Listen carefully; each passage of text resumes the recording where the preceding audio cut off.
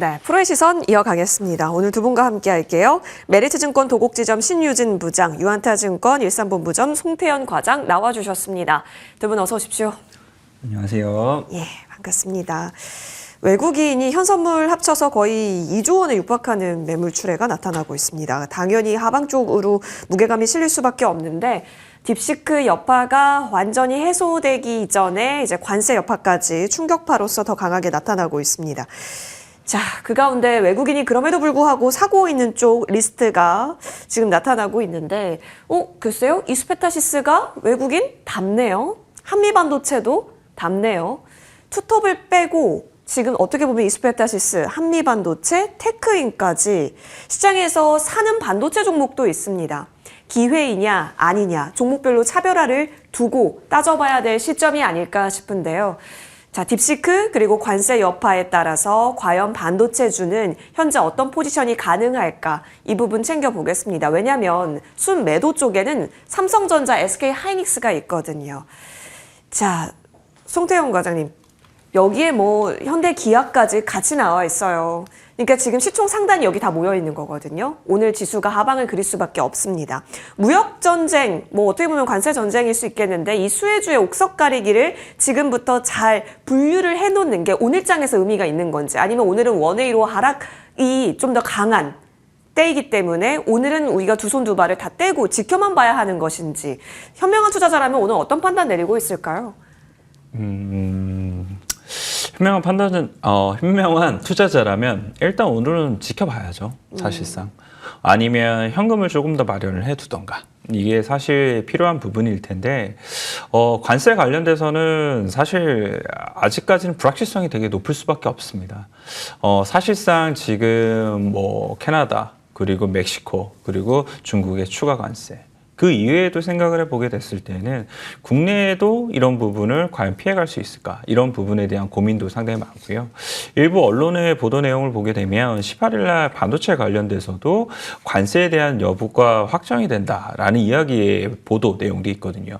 그런 점을 생각을 해봤을 때는 관세 관련돼서 확실하게 불확실성이 노출이 되다 보니까 일단 시장에서는 어느 정도 이것을 피하기 위한 모습이 나오고 있구나라는 부분을 생각을 해볼 수 있는 것 같고, 앵커께서도 얘기를 하신 것처럼 지금 수급적으로 보게 된다 하더라도 현선물에서 2조에 가까운 매도 물량이 나오고, 그리고 추가적으로 이제 환율적인 부분을 보게 된다 하더라도 1,470원을 단숨에 뚫어버리잖아요. 그런 부분을 생각을 했을 때도 보게 되면 결국은 이런 위험 자산보다는 안전 자산에 대해서 급격하게 니즈가 올라가고 있구나라는 부분을 생각을 해볼 수 있는 것 같습니다. 여기서 이제 큰 흐름 자체가 지금은 조금 조심하자 이런 분위기인데, 과연 이제 반도체 섹터 내에서 얼마만큼이나 이제 이 기회를 탐색을 할 것인가, 이 부분에 대해서는 사실상 반도체 소부장 쪽에 대한 외국인 매수가 들어오게 된다 하더라도 이것은 사실 그렇게 기회로서 활용하기보다는 지켜보는 게 맞다라고 생각을 하고 있어요. 사실 전자랑 하이닉스가 방향성적인 측면에 있어서 적어도 횡보가 나오지 못하는 이상에서는 반도체 소부장 관련된 종목들이 올라간다? 그건 쉽지 않다라고 생각을 하시면 될 것 같고요. 사실상 지금 반도체에 관련돼서 일부 외국인들의 대한 매수세 들어오는 부분이 있기는 합니다만, 그것들이 뭐 수출입 지표에서 일부 좋은 모습을 보였던 종목들일 수도 있고, 아니면 개별적인 모멘텀을 갖고 올 수 있을 만한 종목들이기는 하지만, 그런 부분에서 있어서도 반도체 섹터는 그냥 중립적으로 보는 것이 보다 더 합리적인 투자의 판단이다라고 보시면 될 것 같습니다. 그래서 지금 구간에서 반도체를 가져간다. 물론 뭐 장기적으로 봤을 때는 당연히 좋을 수 있는 부분이 있기는 하겠지만, 단기적으로는 그렇게 썩 좋은 투자는 아니다라고 말씀드리도록 하겠습니다. 외국인이 탑투사고 한미 이수페타시스 담아가는 것에 있어서 그렇게 큰 의미를 지금은 부여하고 있지 않다라는 점, 계속 좀 지켜보고 그리고 나서 포지션 정하자라는 의견이신 것 같아요. 그러면 우리 신 부장님께도 여쭤볼게요.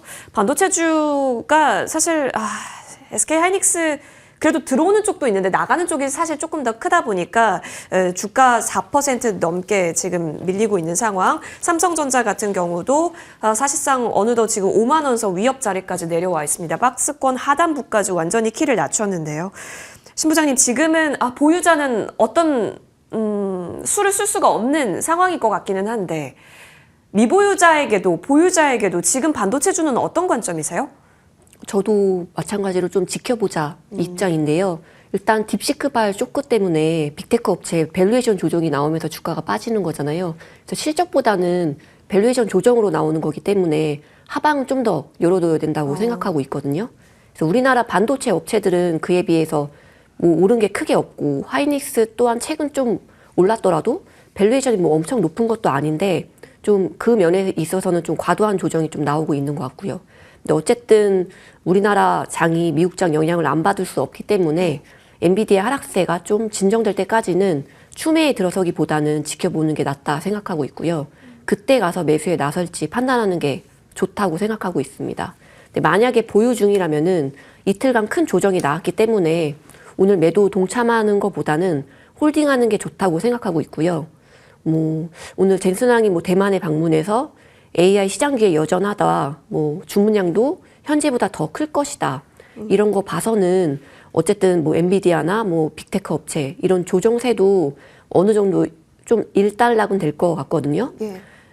그래서 뭐 여기에서 급하게 추매하자라고 또 그렇다고 추매에 나서라고 하는 게 조금 망설여지는 거는 그 딥시크의 영향력하고 뭐 파급력 이게 어느 정도 될지 좀 불확실성이 생겼기 때문에 기간 조정이 좀 나올 수 있어 보이고요.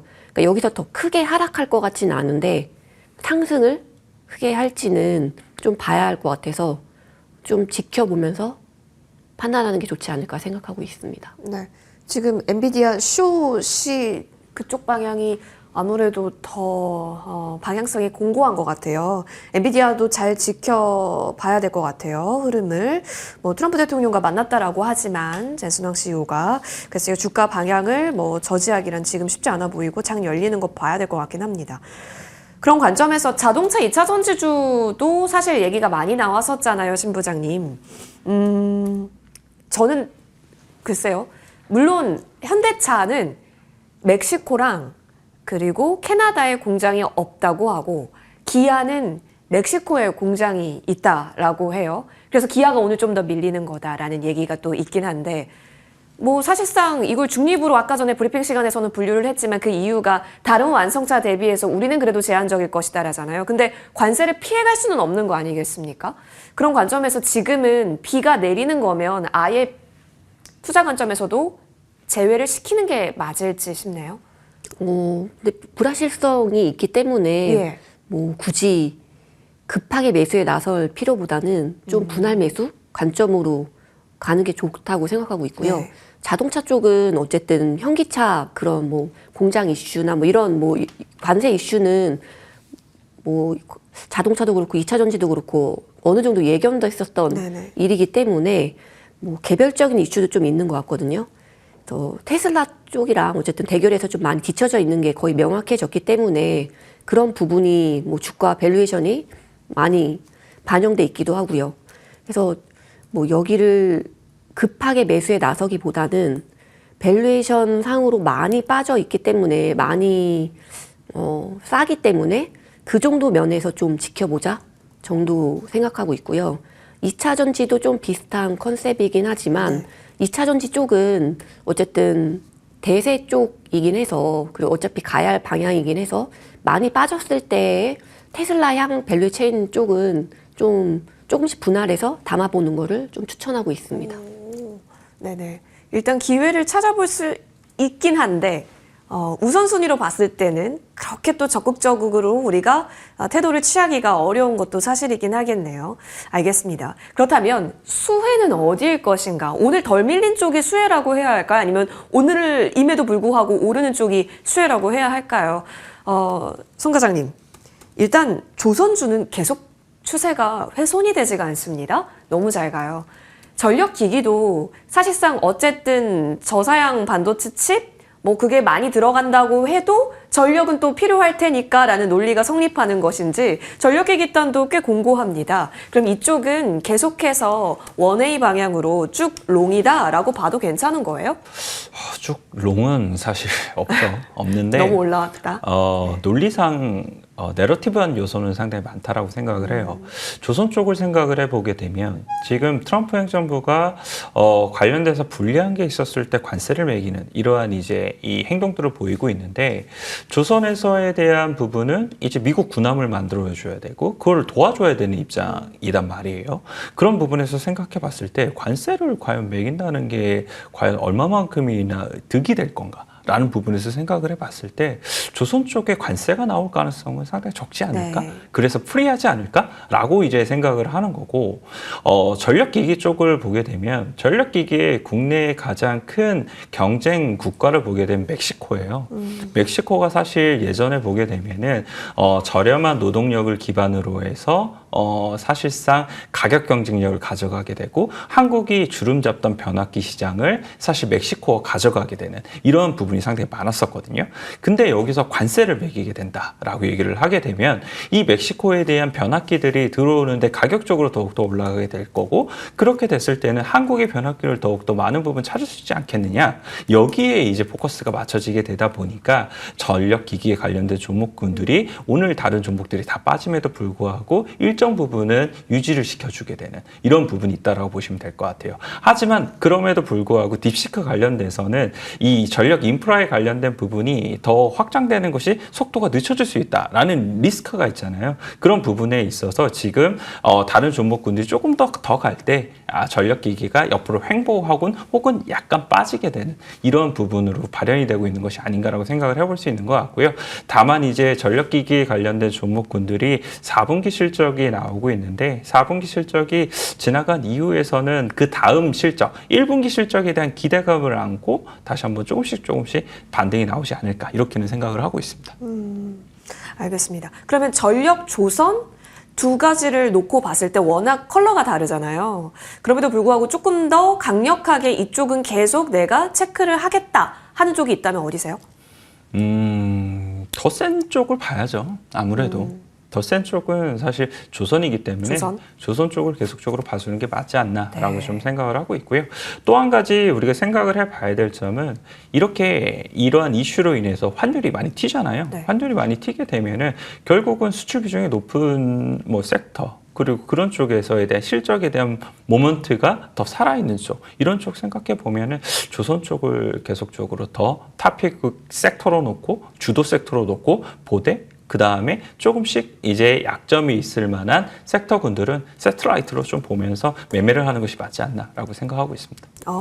알겠습니다. 지금 어디에 좀 더 점수를 주고 계시는지 이야기 좀 나눠봤는데요. 그럼 이제 이쪽으로 한번 떠나볼게요. 관세도 관세인데 금리까지 지금 사실상 움직이게 하고 있는 게 이 관세잖아요. 그러다 보니까 바이오주를 어떻게 봐야 하나 싶은 생각이 있습니다.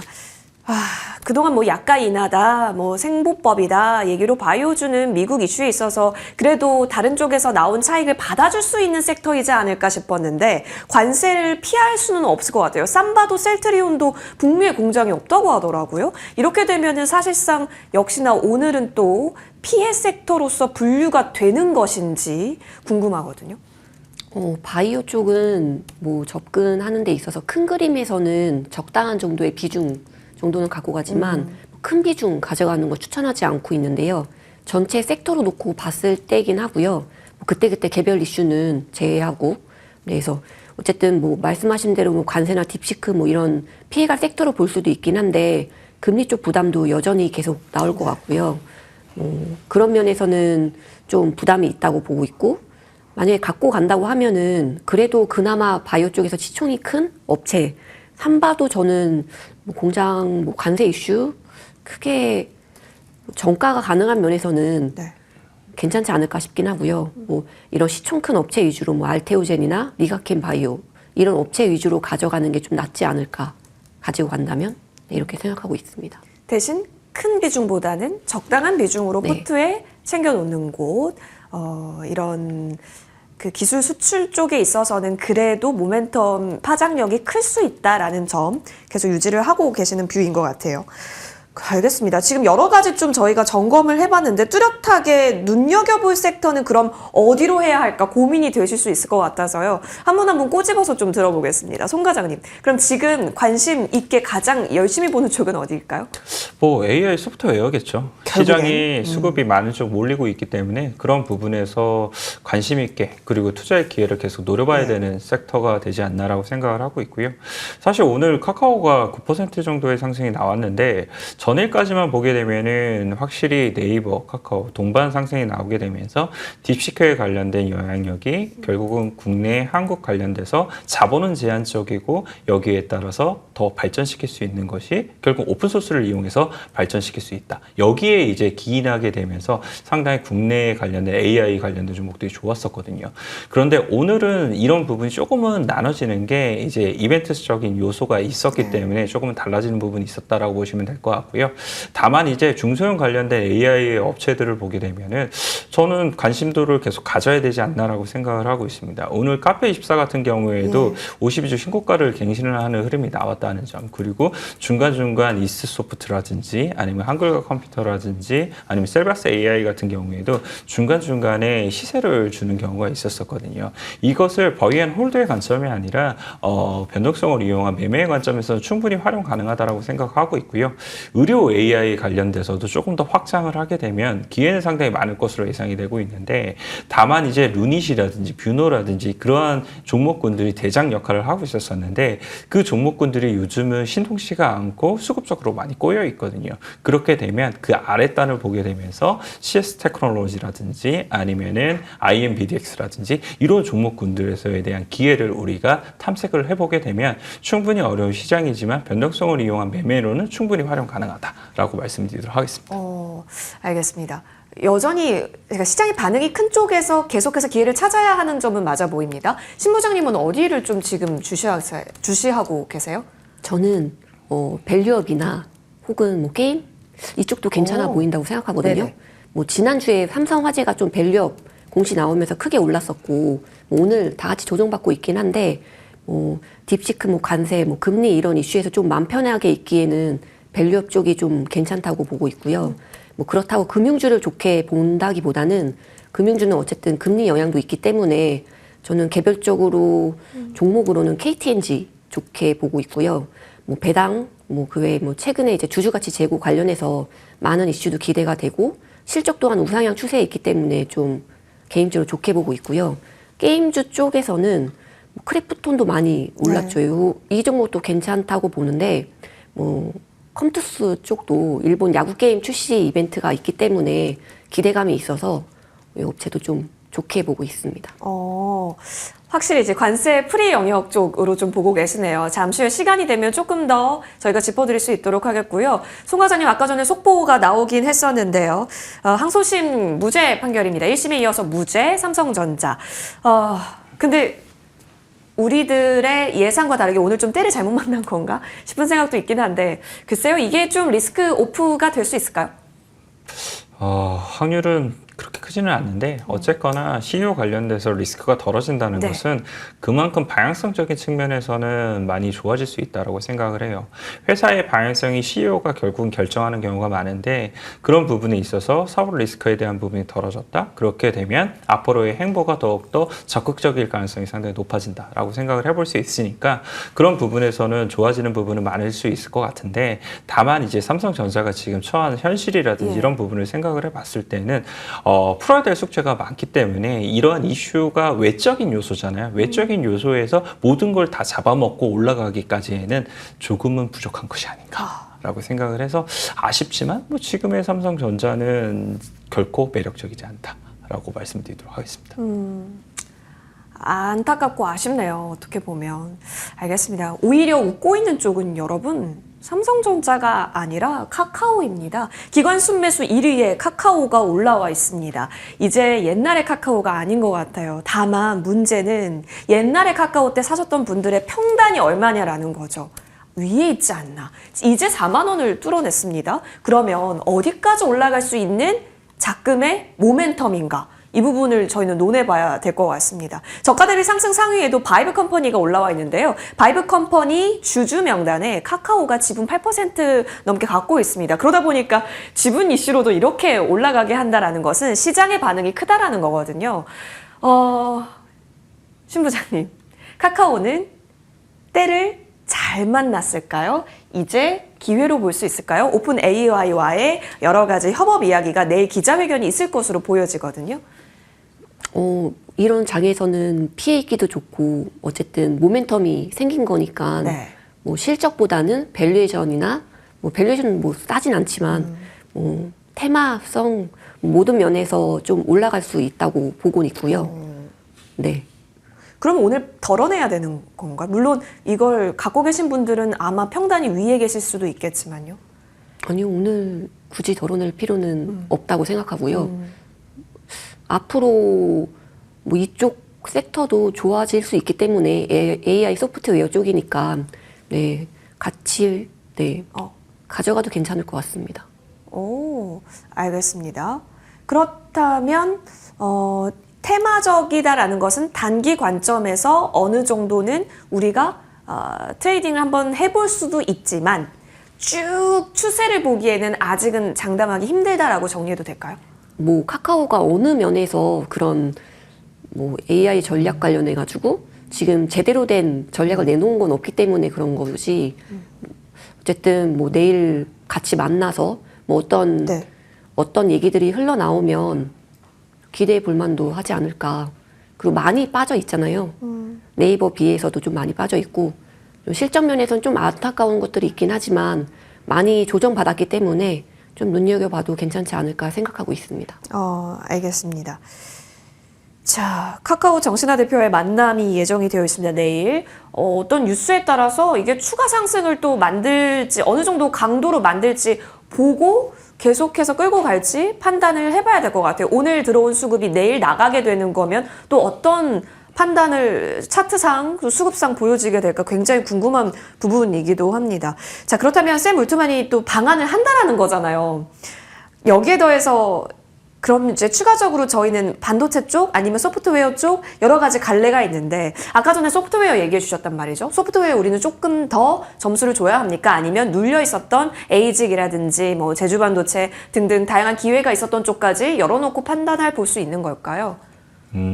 반도체를 보기엔 좀 어려울 것 같아요. 네. 사실상 반도체는 아까도 말씀을 드렸지만 큰 두 종목이 방향성을 뚜렷하게 나타나 줘야지만 유의미한 반도체 소부장에 대한 움직임이 나올 수 있기 때문에 그런 부분에서 생각해 봤을 때는 AI 소프트웨어 국한돼서 움직일 가능성이 상당히 높지 않나라고 생각을 해볼 수 있는 것 같고요. 카카오와 그 챗GPT 과연 뭐가 될 것인가 라는 부분을 생각을 해 봤을 때는 카카오 플랫폼을 이용해서 챗GPT에 대한 이런 사용의 접점을 늘릴 수 있는 그러한 협업의 관계가 나오지 않을까라고 생각을 하고 있습니다. 그렇게 됐을 경우에는 카카오에 대한 활용도라든지 이런 부분을 그리고 광고를 통해서 이런 매출액이 늘어날 수 있다는 기대감을 가져볼 수 있는 시나리오를 쓸 수가 있을 테고요. 그것들이 지금 기관들이 열심히 매수를 하고 있는 원인이 되고 있지 않나라고 생각을 하고 있습니다. 그렇게 됐을 경우에는 추가적인 상승에 대한 기대감을 가져볼 수 있는 부분은 상당히 많을 것 같고요. 기술적인 부분에서 보게 된다 하더라도 그 이전에 12월 초에 거래량이 터진 것 대비 오늘 그 거래량을 더 넘게 터뜨리게 되면서 이제 마무리가 될 것으로 예상이 되고 있는데 네. 그런 부분은 결국은 추가적인 상승을 염두에 둔 거래 대금이라고 생각을 하시면 될 것 같고요. 일단은 47,000원이 전 고점인데 거기까지에 대한 트라이를 할 가능성이 상당히 높다. 네. 그렇게 됐을 때에는 지금 분할 매수 혹은 변동성을 이용한 트레이딩 관점에서는 충분히 접근해 볼 만하다라고 생각하고 있습니다. 47,000원 부근까지는 한번 잡고 일단 한번 노려보자라는 관점은 유효하다라는 판단 내려주셨습니다. 오늘 결국 카카오가 승리자인 걸까요? 지금 마감까지 얼마 남지 않았는데요. 두 분과 함께 전략 세워봤습니다. 오늘 나와주셔서 고맙습니다.